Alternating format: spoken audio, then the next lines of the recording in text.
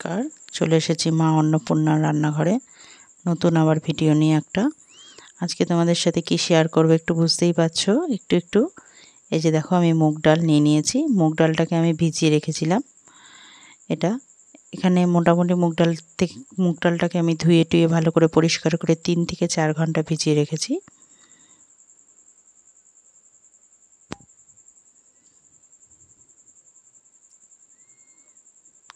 কড়াইতে তেল বসিয়ে দিয়েছি, তেলটা গরম হয়ে যাচ্ছে। খুব তাড়াতাড়ি একটু মুখরোচি খাওয়ার কিছু করার ইচ্ছে হলো, তো সকালবেলার দিকে ইচ্ছে করছিল যে সন্ধেবেলা আজকে কিছু মুখরোচি খাওয়ার করি, তো চটপট ভিজিয়ে ফেললাম মুগ ডালটাকে। এই যে দেখো কিভাবে করছি, খুব সিম্পল, কোনো সমস্যা ছাড়াই এটাকে করা যাবে, কোনো ঝামেলা ছাড়াই। এই যে দেখো, মুগ ডালটাকে ভালো করে ভিজতে হবে, ভেজাটা ভালো হতে হবে, এটাই হচ্ছে এটার একটা টিপস। এই যে দেখো, আমার ভালো করে ভিজে গেছে। ভিজে যাওয়ার পর আমি জলটাকে ঝরিয়ে ভালো করে একটা থালার মধ্যে ছড়িয়ে দিয়েছিলাম। তাই একটু কিছুটা জলটা শুকিয়ে গেছে। তারপরে এই যে ঝাঁঝরির মধ্যে নিয়ে ছাঁকনিতে আমি ওটাকে ভেজে নিচ্ছি, কারণ খালি কড়াইতে দিয়ে ভাজলে এটা পুড়ে যাওয়ার চান্স রয়েছে। এই যে দেখো, তেলটাকে একটু মোটামুটি ভালো গরম হতে হবে। তারপরে এই ছাঁকনিটার মধ্যে নিয়ে কিছু কিছু করে অল্প অল্প করে ভাজতে হবে। আর যে কোনো কিছু একটা চামচ খুন্তির সাহায্যে এটাকে একটু নেড়ে দিতে হবে, নাহলে কি হবে, এক পিঠই ভাজা হবে আর এক পিঠ হবে না। তো দেখতে পাচ্ছ, আমরা ট্রেনে বাসে যখন চড়ি তখন এই মুখরোচি খাবারগুলো মোটামুটি আমরা দেখতেই পাই আমাদের আশেপাশে। তো বাড়িতে যদি একটু বানিয়ে নেওয়া যায়, ক্ষতি কী। ওগুলো কি দিয়ে ভাজছে, কোন তেল দিয়ে, সেটা তো আমরা দেখতে পাচ্ছি না। বাড়িরটা যদি করি আমরা নিজেদের মতন করে করছি, দেখ শরীরের ক্ষতিটাও কম হচ্ছে। আর সবারই মোটামুটি এই মুগ ডালটা প্রিয় আমার মতন।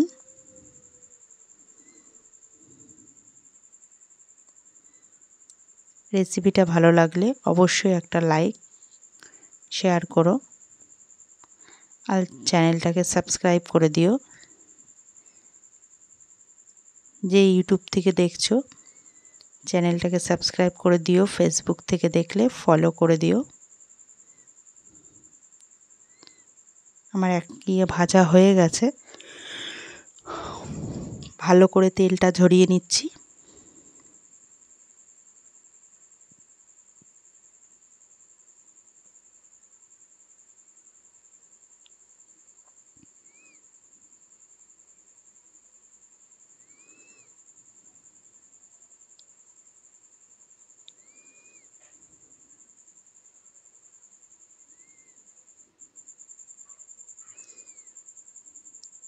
আবারও কিছুটা নিয়ে নিয়েছি,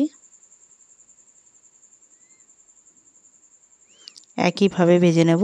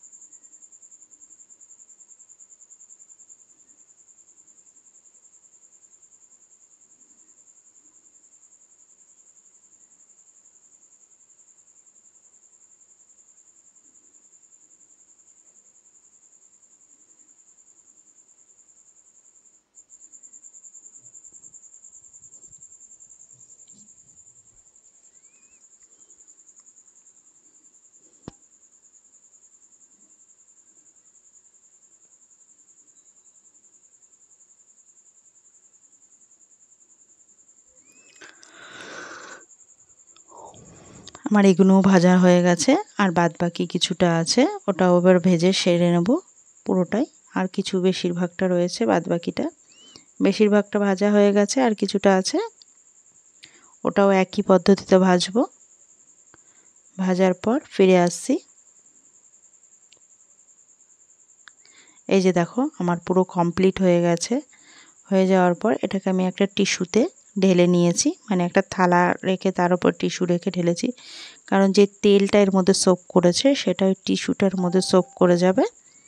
তারপরে এটাকে আর একটা ইয়ের মধ্যে নেব, একটু ফ্যানের তলায় রেখেছি জানি এটা ঠান্ডা মানে হয়ে যায় একটু তাড়াতাড়ি, নাহলে এর মধ্যে এখনও কিছু মশলা মেশাতে হবে।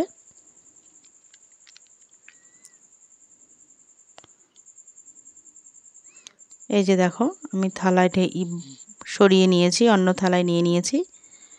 তো এর মধ্যে দেখো লঙ্কার গুঁড়ো আর একটু বিট নুন দিয়ে দিতে হবে, ঝালটা যে যার যার পরিমাণ মতো দেবে। আমার কিন্তু ফাইনালি মুগ ডাল ভাজাটা কমপ্লিট হয়ে গেছে।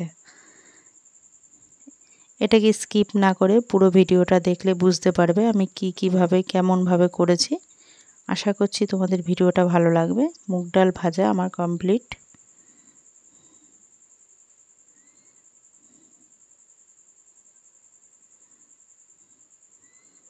মুগ ডাল ভাজা